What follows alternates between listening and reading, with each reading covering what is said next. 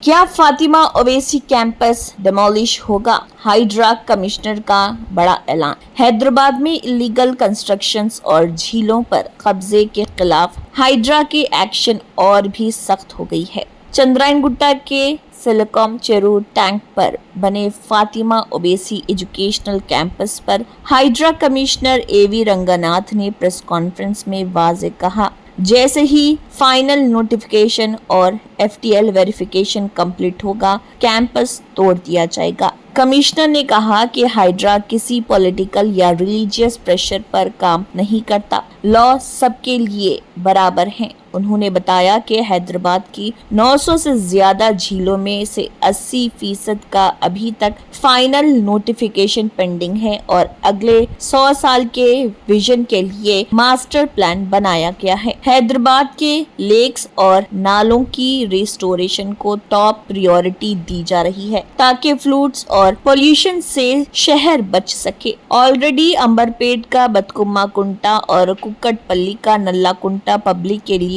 Open कर दिया गया है और जल्द और भी झीलें लोगों के लिए खोल दी जाएंगी। कमिश्नर ने आवाम से अपील की है कि वो हाइड्रा के स्टेप्स में कोऑपरेशन करें क्योंकि ये फ्यूचर जनरेशंस की हेल्थ और सर्वाइवल के लिए जरूरी है। आपकी इस बारे में क्या राय है, आप जरूर बताएं।